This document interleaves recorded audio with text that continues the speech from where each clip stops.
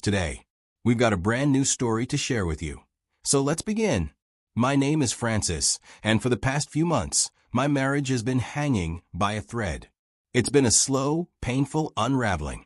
The kind where small disagreements turn into full-blown arguments, and even the simplest conversations feel like walking through a minefield. At first, I thought we were just going through a rough patch. Every couple has ups and downs, right? But the more I paid attention, the more I realized that something was seriously wrong. I won't lie, I have my suspicions. I believe my wife, Jemima, is seeing someone else. I don't have concrete proof, but the signs are there. The late nights, with vague excuses and rumors, are notable. People talk. I hear things. And the worst part? My gut is telling me that it's true. I've tried to catch her in the act, but she's always one step ahead. Every question I ask is met with defensiveness. It's exhausting. I find myself second-guessing her every move, replaying old conversations in my head, looking for the lie I might have missed. My 16-year-old daughter, Kendra, stays quiet when we argue, but I can tell it affects her. One evening, I got home earlier than usual that day. It wasn't planned, just one of those rare times when the roads were clear, and I didn't have to battle through traffic for hours. Jemima wasn't home. I checked around, nothing. As I walked down the hall, I saw my daughter, Kendra, in her room. I stopped by the door and asked, "Where's your mom?" Without looking up from her phone, she said, "She went out this afternoon." That answer hit me the wrong way. Just an hour ago, when I called Jemima, she told me she was at home, sitting in the living room, scrolling through her phone. Now, I was standing in that same living room, staring at the empty couch where she claimed to be. I took out my phone and called her again. She picked up almost immediately. "Hey, babe," she said casually. "You okay?" I kept my voice steady. "Yeah, just checking in. Are you home?" She didn't hesitate. "Of course. I'm in the living room." "Why?" I let that sit for a second. It's like lying came easy to her. I took a breath and then, in the calmest voice possible, I said, "I need you to stop lying because I'm already at home, and you're not here." Silence. That was the moment she realized she was caught. But instead of apologizing or admitting the truth, she did something worse. She pivoted. "Oh, I just stepped out for a quick errand," she said, her voice suddenly changing. "I needed to grab something from the store.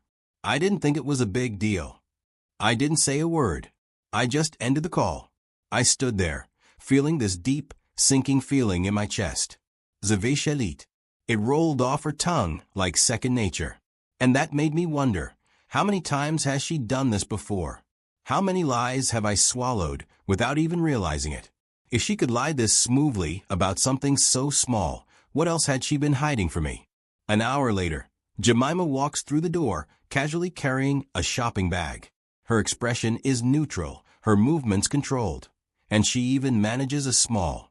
I watch her as she kicks off her shoes and sets the bag down on the counter, humming softly like a woman who just returned from a normal day of errands. But I know better. I know she lied to me, and I'm done pretending. "Where were you?" I ask, my voice sharp but steady. She barely looks up. "Oh, I ran to the mall. We were out of a few things," she says, waving a dismissive hand toward the bag as if that explains everything. "Is that so?" She nods, still playing it cool. But I see it, the quick way she avoids my gaze. It's a trained response. She's lying. Again. "Jemima," I say, my voice lower this time, slower. "I called you an hour ago, and you told me you were home, sitting in the living room." Well, yeah. I had just stepped out when you called," she says quickly. "I didn't think it was a big deal." "Not a big deal? You lied. You didn't just step out, you were gone for hours. You weren't here. Kendra told me." That's when her mask slips for the first time. "Francis, you're overreacting. I don't know what you're trying to imply, but I just went to the store. That's it." But I keep pressing. I step closer, my voice no longer calm. "Then why did you lie to me on the phone? Why did you pretend to be home when you weren't?" The tension in the room tightens like a noose. "Because I knew you'd react like this," she snaps, her voice rising. "Always suspicious, always accusing me." I shake my head. "And I wonder why, Jemima." Because the rumors aren't just rumors? Maybe because every time I ask where you've been, your answers don't add up. She glares at me now, defensive, but I'm not backing down.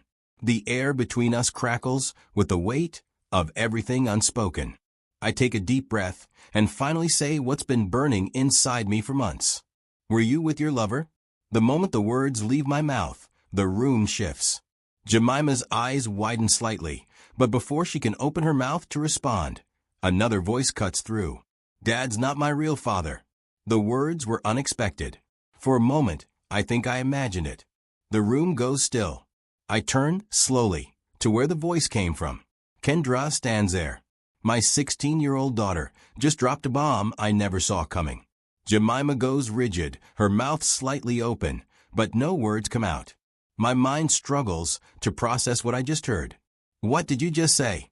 I finally managed, my voice barely above a whisper. Kendra swallows hard, her eyes darting between me and her mother. But she doesn't back down. I took a DNA test, she says, her voice shaking. You're not my biological father. For a moment, I feel completely disconnected from my own body. You what? The words barely leave my mouth. Kendra hesitates. After your last fight arguing about infidelity and paternity, I couldn't stop thinking about it. I needed to know the truth. I took a secret DNA test, and it came back. You're not my real father. I turned to face my wife, Jemima, who suddenly snapped out of her frozen state. No, she blurted out, shaking her head frantically. That's not true. She must have made a mistake. But I wasn't stupid. I turned to my daughter. Do you have the results? Kendra hesitated, then nodded. She grabbed her bag, pulled out an envelope, and handed it to me. My fingers were ice cold as I took it. I unfolded the paper, scanning it with shaky hands. Probability of paternity, 0%. So you knew, I said to my wife, my voice barely audible. Jemima's mouth opens and closes, struggling for words. Francis, please, letting out a choke sob. She doesn't try to fight anymore or try to twist the truth. Because there's no running from this. Tears spilled down her cheeks. I never meant for you to find out like this, she whispers. I laughed. So you meant for me to never find out at all. She collapses onto the couch, burying her face in her hands. And then, between broken sobs, she finally says it. Kendra was conceived right before we got married. And just like that, everything makes sense. Now, I don't know how I'll ever recover from this. After that night, I couldn't bring myself to speak to Jemima unless I had no other choice. Every word felt forced, every interaction unbearable. I avoided her as much as I could, staying out of sight, keeping my responses short when she tried to talk to me. I spent most of my time alone, shutting myself in the study for hours or sitting outside trying to process the weight of her betrayal. But no matter how much space I tried to create, Jemima kept pushing her way in. She would knock on the door, sit beside me uninvited, or act as if things could go back to normal if she just kept trying. I don't know how she saw this whole situation, but for me, it wasn't something that could be fixed with a few conversations or forced interactions. Betrayal like this doesn't just fade away. It lingers, it eats at you, and it makes you question everything. And no matter how badly she wanted me to move on, I couldn't pretend like her deception didn't tear apart the life I thought we had. Kendra took it the hardest. She blamed herself for everything. The guilt ate away at her, and I saw it in the way she carried herself. And when she did speak, it was always laced with frustration, like she was waiting for me to confirm her worst fear, that I saw her differently now. But I didn't. I couldn't. No DNA test could change the fact that I had raised her, loved her, protected her since the day she was born. I made sure she knew that. Every time she tried to pull away, I reminded her, you are still my daughter, and none of this is your fault. I said it over and over, hoping that eventually she would believe me. But no matter how much I reassured Kendra, the weight of Jemima's deception was suffocating. She had never planned on telling me the truth. If Kendra hadn't taken that test, I would have lived my entire life in ignorance.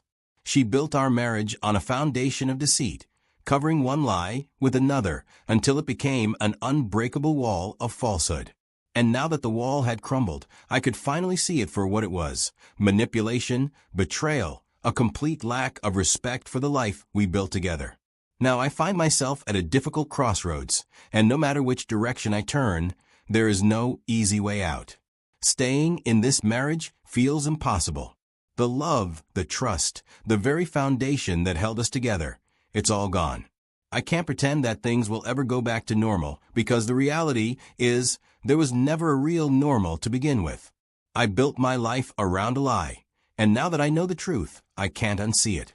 Every time I look at Jemima, I see the years of deception, the way she carefully crafted a life where I was never meant to know the truth. The thought of sharing a home with her, waking up every day next to the person who betrayed me so completely, is unbearable. Part of me wants to pack my bags, walk away, and let her deal with the consequences of the mess she created. But then there's Kendra, my daughter, the one person in this situation who had no part in the lies, yet is suffering the most because of them. She didn't ask for this. She didn't choose this. And as much as I want to leave Jemima behind, I can't ignore the fact that leaving means leaving Kendra in her hands. That terrifies me. I know Jemima is frustrated. I see it in her face, in the way she carries herself now that the truth is out. I don't trust her, and I don't know how her resentment will affect Kendra in the long run. If I walk away completely, I risk putting my daughter in a situation where she has no one to truly look out for her. And the harsh reality is I can't even fight for custody. Legally, I have no rights over her. The system will see me as nothing more than a man who raised another man's child. So what do? Do I stay in a marriage that suffocates me just so I can be close to Kendra and make sure she's okay? Or do I walk away, knowing that my absence might make things worse for her? Every option feels like a losing battle, and the weight of it is crushing me. This wasn't an easy story to share, but if there's one thing I've learned, it's that silence doesn't protect anyone. So let me leave you with the lessons I've gathered from this betrayal. Lessons I wish I didn't have to learn the hard way. First, if you've done something terrible in the past, hiding it won't make it go away. The truth doesn't just disappear because you buried it under lies. It sits there, waiting for the worst possible moment to come out. And when it does, it hits like an explosion, blowing up everything you thought was solid. My wife kept her secret for 16 years, but did that change the reality? No, the damage was just waiting to happen, and when it finally did, it was even worse because of all the deception surrounding it. Second, secrets don't just destroy marriages, they destroy families. I wasn't the only one who suffered from this. My daughter, who I love more than anything, was left carrying guilt she shouldn't have to bear. Imagine being 16 and realizing your whole life was built on a lie. She felt like she betrayed me by exposing the truth, even though she did nothing wrong. That's what secrets do. They force the people we love into impossible situations, turning them into collateral damage. Third, and maybe most importantly, trust is fragile. Once broken, it's nearly impossible to rebuild. I don't know if my marriage can survive this, and to be honest, I don't even know if I wanted to. It's not just about this one lie. It's about everything that came with it. The manipulation, the deception, the fact that I was given a choice, except the choice was stolen from me before I even knew it existed. Can you really love someone the same way after that? Can you look them in the eyes and feel anything but betrayal? So now I ask you, what would you do if you were in my position? Is there anything left to fight for in a marriage built on lies? Or is it better to walk away? Let me know in the comments, because honestly, I don't have all the answers.